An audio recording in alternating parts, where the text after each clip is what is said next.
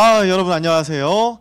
자, 이제 연말이 다가오고 있습니다. 여러분, 제 주변에서는 생성형 AI 챗 GPT를 활용해서 연하장을 쓰신다라는 분도 계시더라고요. 자, 그래서 오늘 이런 주제입니다. 공공기관 거대 언어기술 LLM, 라지 랭귀지 모델이라고 하죠. 이 적용을 위한 생성형 AI 기술 활용 방안에 대해서 알아보는 시간을 가져보도록 하겠습니다. 네, 인사드리겠습니다. 저는 아나운서 출신 IT 창업가 AI파크 대표 박철민입니다. 반갑습니다. 저는 아나운서님과 함께 진행을 도와드릴 국가과학기술인력개발원 인재교육 총괄실의 전주희 부연구원이라고 합니다. 만나서 반갑습니다. 자, 오늘 강연을 위해서 그러면 과연 라지 랭귀지 모델은 무엇인가를 알려주실 분을 소개해드리겠습니다. 한국지능정보사회진흥원의 윤창희 수석연구원님 나와 계십니다. 안녕하세요. 네, 안녕하세요. 윤창입니다.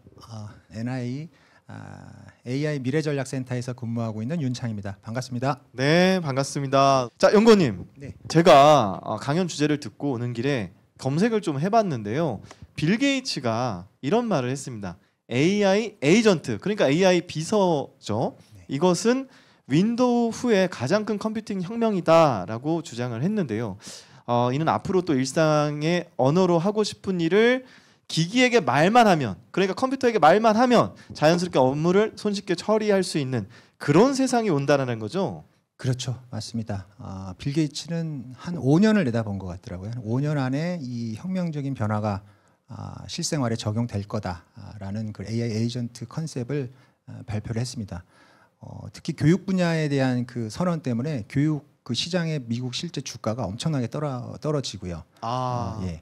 교육을 AI가 대체할 수 있는 거죠. 네. 예, 그런 이제 그 임팩트 있는 기술이라는 거를 이제 전 세계가 체감하는 데는 5년이 채 안 걸릴 거다라고 이제 얘기를 합니다. 자, 오늘 강연 내용 너무 기대가 되는데요. 예. 좀 발표 자료를 보시면서 같이 한번 좀 얘기 좀 해주시죠. 마이크로소프트가 빌드라는 행사를 통해서 여러 가지 기술 디바이스도 발표를 하고 기술도 전망을 하는데 지금 그 MS의 CEO인 사티아 나델라가 이런 말을 했습니다. 모든 사람이 자신의 애플리케이션을 위한 자신만의 코파일럿을 구축하도록 만들고 싶다. 우리가 이제 그 사무 업무 하는데 이 코파일럿이 뭐 우리가 이제 MS 군이라고 하면 뭐 워드, 파워포인트 있잖아요. 그런 거를 우리 AI의 지원을 받아서 완전히 편리하고 내가 원하는 대로 손쉽게 이제 구현을 하는 그런 그 이제 환경을 구축을 하고 싶고. 상당 부분 저거는 진도가 많이 나가 있습니다. 자신감을 가지고 사티아 MS CEO가 발표를 했죠. 자, 그리고 이제 여러분들 많이 아시는 사진에서 보시는 저분이 이제 샘 알트만이잖아요. 우리 챗GPT를 이제 리딩하고 있는 이 샘 알트만이 저런 얘기를 하죠. AI 생태계를 이제 확 바꾸는데 거기에 요번에 이제 데브데이라고 하는 이 행사에서 GPT-4 터보라는 거랑 GPT-S, GPT 스토어를 발표를 합니다. AI의 완전히 확장 도구인데요. 이 터보라는 거가 발표가 되면서 사실은 개발자들한테는 엄청난 충격이었죠. 왜냐하면 생성형으로 키인을 하면 완전히 개발자가 뭐 몇 날 며칠, 몇 개월 걸려서 할 개발을 단 뭐 3분, 30분 안에 개발을 해주는 이제 많은 기능을 갖고 있는 터보를 발표를 하게 되고. 또 나만의 AI, 우리 자비스 말씀드렸잖아요. 그런 거를 구성할 수 있는 GPT-S, 또 이러한 다양한 서비스들을 GPT 스토어에서 우리가 스마트폰에서 앱스토어 가면 다양한 서비스를 우리가 골라서 선택해서 사용할 수 있잖아요. 이런 그 이제 그 채널도 그 확장된 그 AI 확장 도구로 발표를 하게 됩니다. 네, 근데 저는 이제 이 AGI를 보면서 보통 이제 인공지능의 가장 큰 성능의 핵심은 데이터에 있다라고 봤거든요. 데이터가 좋으면 좋은 성능을 내고 안 좋으면 안 좋은 성능을 내는데 그렇죠. AGI는 데이터가 필요가 없는 거잖아요. 스스로 어떻게 성능을 만들어내는 방식으로 그렇게 이제 AI가 진화를 할까요? 이제 그런 사업들을 이 엄청난 많은 예산을 들여서 했는데 곧 멀지 않은 시기에 그럴 필요가 없이 AGI 시대는 당연히 학습도 손쉽게 하고 퍼포먼스도 그에 못지않게 낸다라는 거죠. 그렇죠. 이제 소위 그 이제 우리 그 컴퓨터 하시는 분, 우리가 IT 계열에 있는 분은 다 아시는 RDB라고 하는 개념이 있죠. 오래된 이제 데이터베이스 우리 어느 기업이든 여기 기업에 오신 분들도 계시고 공공기관도 계시겠지만 어느 조직이나 전산실이라는 데가 있잖아요. 그러면 우리가 정형 데이터라고 하는 RDB 구조로 대부분 하고 있을 텐데 이제는 그 말씀하신 것처럼 그런 정형 데이터뿐만 아니라 비정형, 그렇죠? 반정형 데이터 모든 거를 생성형 AI 기반으로 학습을 할 수 있으면 사실 이 데이터를 만지는 이 분야도 완전히 담을 허물어뜨리는 큰 변화가 오는 거죠. 네. 뭐 이런 데이터 분야에도 상당히 긴장감을 줄 수밖에 없는 기술이라고 볼 수 있습니다. 예. 저희가 이 GPT라고 하는 모델을 작년 연말에 이제 경험을 하기 시작했지만 사실은 저기 보시는 것처럼 GPT 1부터 2, 3 인스트럭트, 챗GPT 저게 이제 3.5라고 하는데요. 챗GPT 4까지 지금 쭉 저렇게 많은 기관의 연구 결과 과정이 있었습니다. 특히 2017년도에는 Attention is all you need라고 하는 이 트랜스포 모델, 이 GPT의 가장 핵심적인 내용을 다룬 논문이 발표가 되고 그 논문을 이제 기반으로 해서 계속 파생돼서 이 유사 LLM 모델들이 사실은 나온 겁니다. 근데 그걸 만든 회사가 구글입니다. 구글은 근데 정작 그 지금 LLM의 핵심 엔진을 만들어 놓고 예, 지금 사실 우리가 이제 마이크로소프트 샘 엘트만한테 완전히 블랙홀처럼 그쪽으로 다 집중되어 있고 예. 지금 시장을 뒤흔들고 있죠. 그다음 발전 과정을 보시면 이제 말씀드린 것처럼 18년부터 해서 GPT 시리즈가 쭉 나오는데요. 지금 뭐 GPT-4는 여러분들 아시는 것처럼 다 유료 모델이고요. 이거는 이제 한 달에 한 20불 정도를 내야지만 사용할 수 있는 거고 네. 이 챗GPT라고 하는 저게 바로 우리가 무료로 쓰고 있는 3.5 버전이죠. 이제 그 버전의 이제 흐름을 좀 볼 수가 있는데요. 보시는 것처럼 맨 처음에는 1.17억 개의 파라미터인데 그 다음 버전은 15억 개.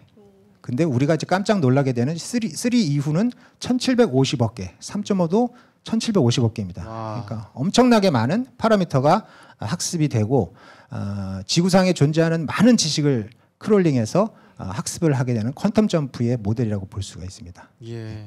그리고 이제 1하고 챗GPT의 이제 가장 큰 차이점이라면 3하고 우리가 챗GPT의 그 3.5 사이에 인스트럭트 GPT라고 있습니다. 이거는 이제 사용자의 명령을 그전 버전은 프리트레인이 아주 잘 된 거죠. 그런데 트레인이 많이 되고 학습이 됐지만 우리가 원하는 걸 답을 주는 데는 학습이 좀 안 돼 있었어요. 예. 그래서 그거를 잘하는 방법을 그 모듈화해서 만든 게 인스트럭트 GPT라고 보시면 되고 그 GPT 과정을 통해서 우리가 질문하는 걸 뭐든지 마치 능청스럽게 사람처럼 대답하듯이 할 수 있는 과정이 저 과정이라고 볼 수가 있습니다.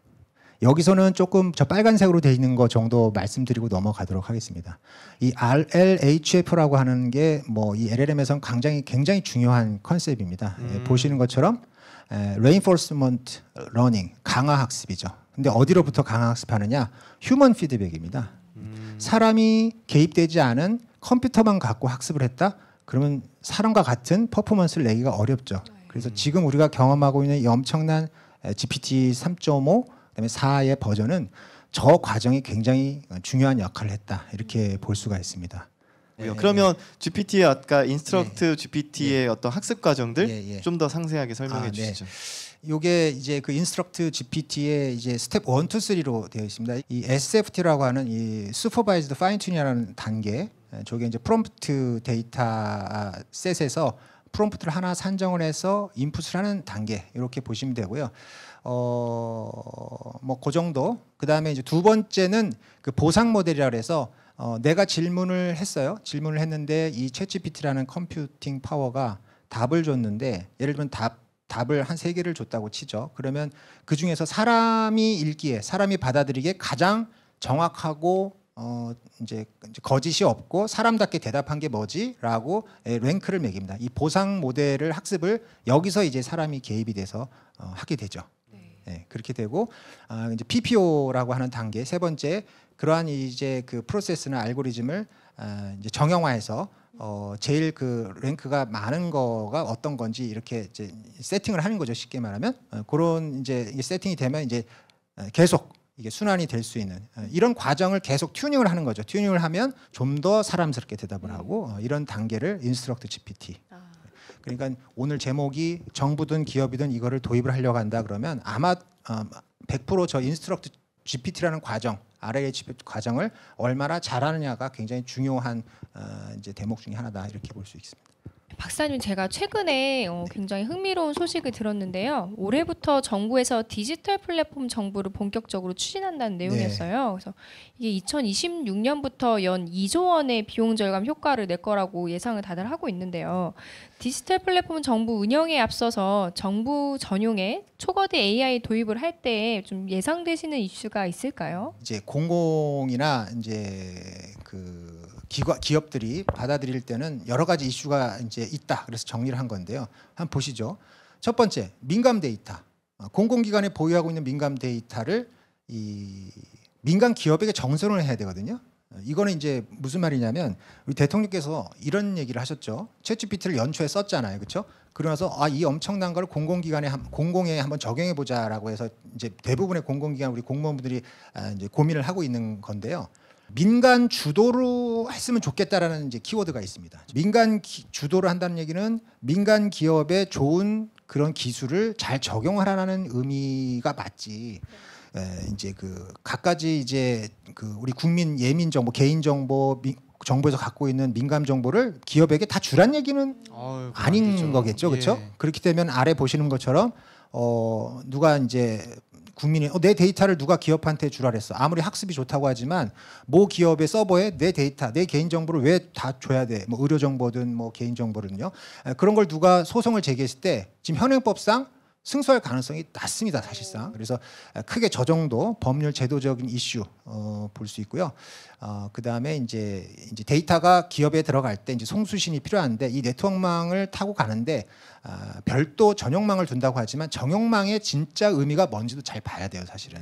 그다음에 공익성도 이제 문제가 되죠. 이거는 뭐 기업이 문제다 이런 관점보다는 기업의 속성상 이익을 위해서 움직이는 구조잖아요, 속성이. 예. 그러면 이제 공익을 가지고 이걸 다루는 거랑 차이가 많을 수밖에 없습니다. 예, 그렇죠. 그래서 범정부에 있는 데이터를 학습을 할 때는 저런 부분들을 정확히 이제 좀 대안을 제시하고 해야 된다. 이런 이슈 제기를 한 거고요. 그다음에 이제 비용 증가, 뒤에 있는 비용 증가는 뭐냐면 특정 민간 기업이 데이터를 범정부에 있는 데이터를 독점을 하게 되면 이런 거죠. 종속 현상이 있다. 이제 처음에는 우리 네이버 처음에 나왔을 때는 사실 무료로 해서 많이 다 아이디 가입하고 했잖아요. 근데 어느 순간에 어느 이제 지점에 이르면 사실 과금 정책을 쓰게 되면 저희는 이제 나오질 못하죠. 이런 데이터에 공개된 흐름도를 보고도 우리가 이제 볼 수가 있다. 그래서 이 바이든 대통령, 미국 대통령 바이든 정부에서 AI 사용 관리하는 행정명령을 최근에 명령을 했습니다. 이제 많은 이제 숨기는 듯이 있지만 이런 부분들을 우리가 이렇게 간과해서는 안 된다 그래서 보시는 바와 같이 생성형 AI 기초가 되는 LLM을 미국 정부 기관에 사용 시 미리 평가를 반드시 받아라라고 행정명령을 때립니다. 이런 안전장치를 미국도 한 수밖에 없는 거죠. 이 모델을 만든 나라가 미국이잖아요. 이제 저런 이제 칼과 방패와 같은 역할을 정부는 잘해야 된다. 이게 글로벌 흐름하고도 맞다 이렇게 볼 수 있습니다. 그런 차원에 여기 보시면 자체 증명서 셀프 어텐스테이션 이렇게 돼 있네요. 그거를 반드시 획득하게끔 하는 그런 이제 그 미국 연방 정부의 소프트웨어 정책입니다. 자, 국가에서는 그 국민의 데이터를 소중하게 다룰 수밖에 없죠, 그렇죠? 6월에 챗GPT 공공 분야 적용 가이드라인을 발표합니다. 제목은 가이드라인이지만 실제 저희가 다루고 있는 이 생성형 AI 기반의 LLM 모델을 적용할 때는 구체적으로 어떻게 해야 돼라는 이제 가이드를 줍니다. 네, 좀 잘 돼 있는 것 같습니다. 명확한 거죠. 이게 없으면 계속 그런 고민을 하고 뭐 어떡하란 말이야 뭐 이렇게 하는 거죠, 그렇죠? 자, 보시면 AI 모델을 활용하기 위해서는 내부 업무 시스템은 인터넷 등 외부망과 분리를 해야 합니다. 예. 그다음에 기관 자체 AI 모델을 개발할 때는 정부 소유 정보 시스템을 통해 추진 가능합니다. 데이터의 외부 직접 이동은 근데 불가합니다. 이렇게 되어 있습니다. 그러니까 내부 클라우드를 근데 활용해? 내부 클라우드를 해? 좋습니다. 근데 인터넷 관련 기술 사용 및 내부 행정망 외 네트워크 연결은 불가하다. 이렇게 되어 있습니다. 굉장히 명확하네요. 네, 굉장히 명확합니다. 저게 없는 거랑 백지에 있는 거랑 차이가 큽니다. 이제 저런 역할을 이제 국정원에서 잘해주고 있는 거죠. 사실은 이제 국정원이 조금 우리가 지능과 이렇게 반대되는 측면이 항상 공존하잖아요. 창과 방패처럼. 예, 우리 이 좋은 ALL 기술을 이렇게 적용하면 좋은데라고 이렇게 추진하는 쪽이 있는 반면에 이런 우려를 하면서 저렇게 이렇게 좀 안전하게 가자라고 하는 데가 있어요. 근데 굉장히 시의적절하게 저는 잘했다고 생각합니다. 네. 이게 지금 이제 디지털 플랫폼 정보를 저희가 줄여서 디플정 이렇게 합니다. 네. 그렇게 이제 불러볼게요. 디플정의 실현 계획이 이게 이제 정부 전용 초고대, 우리가 관심 있는 초고대 AI의 AI 어시스턴트 구현이라고 해서 이제 발표한 모델입니다. 지난 4월이죠. 얼마 안 된 거. 여기 보시면 활용부처 왼쪽에 이제 정부 조직이죠. 그게 민간 초고대 AI 오른쪽으로 가는데 가운데에 정부 전용 AI를 두겠다 이렇게 되어 있습니다. 거기 보면 가로로 되어 있습니다만은 이 민간 클라우드 내라고 되어 있죠. 그렇죠? 한자로 내자로 되어 있잖아요. 뭐 이런 말씀드리면 이제 관련 기업에 있는 빅테크 기업 별로 안 좋아할 수 있는데 예. 저는 저게 보험 약관처럼 약간 느껴져요. 잘 드러나진 않지만 굉장히 핵심적인 내용이에요. 네. 민간 클라우드 내라고 돼 있어요. 자, 근데 오른쪽에 민간 초고대 AI 클라우드가 사람 얼굴이 있는 거 있잖아요. 예. 학습을 하는 방향은 어디로 돼 있나요? 왼쪽으로 가 있잖아요. 민간의 초고대 AI가 왼쪽으로 마치 주는 것처럼 돼 있지만 사실은 저 화살표는 오른쪽으로 가야 되는 거죠. 오른쪽으로 가는 그림입니다. 왜냐하면 민간 클라우드 내라는 저 말 때문에. 그러면 민간 클라우드 내라는 얘기는 정부 전용 AI는 저 노란색 브레인이 오른쪽으로 학습을 하기 위해서 보낼 수밖에 없어요. 그럼 가장 왼쪽에 있는 활용 붙여 있는 데이터가 중간을 거쳐도 오른쪽으로 간다는 얘기죠. 솔루션을 활용해서 앞으로 그럼 우리가 어떻게 전략을 세우면 좋을까요? 이렇게 정부에서 초고대 AI를 도입할 수 있는 전략에 대한 또 소개를 부탁드립니다. 이 초고대 AI 구축의 시나리오를 조금 더 직관적으로 알 수 있게 표현을 좀 바꿔봤어요. 네. 직접 구축이라는 거는 모듈러 파운데이션 모델, AI 초고대 AI 모델, LLM 모델을 모듈러라고 했고요. 간접은 프리빌트라고 했습니다. 그러니까 프리빌트는 사전에 미리 만들어 놨다는 얘기잖아요. 그러면 간접 구축은 이제 뭐 네이버든 오픈 AI에서 만든 모델이 LLM 모델이든 이미 잘 만들어 놓은 초고대 AI 파운데이션 모델을 구매 또는 협정을 통해서 정부나 기업 쪽에 탑재를 해서 사용을 하는 거죠. 이미 이제 패키지화 되어 있는 어떻게 보면 이제 직접 구축은 정부가 직접 이 컴퓨팅 리소스를 획득해서 일종의 커스터마이징을 해서 초고대 AI에 필요한 파운데이션 모델을 이것도 직접 만들 수가 없죠. 정부가. 그렇죠? 용역 발주를 통해서 조금은 시간 걸리지만 장기적 관점에서 이걸 해야 된다. 이건 이제 선택을 할 수가 있을 것 같아요. 네, 이렇게 해서 윤창희 연구원님의 준비하신 강연이 또 마무리가 되었습니다. 오늘 잘 들었습니다. 예.